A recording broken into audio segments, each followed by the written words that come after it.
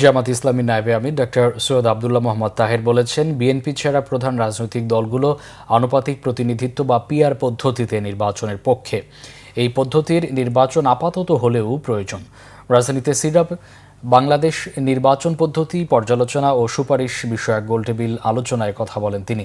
জামাত ইসলামী নায়েবে আমিরের মতে এই প্রক্রিয়া একটি দলের স্বৈরাচারী হবার পথ বন্ধ করে দেবে।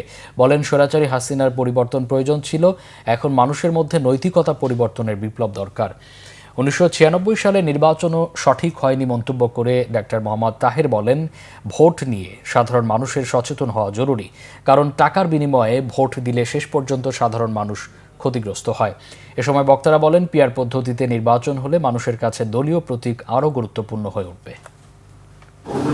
দলের ভিতরে তিনটি পিআর শুধু বিএনপি, তো বিএনপি কেন নাই এটার ব্যাপারে অনেকবার কাজ শুরু করলে খুব লাইটলি শেষ করতে পারবো না।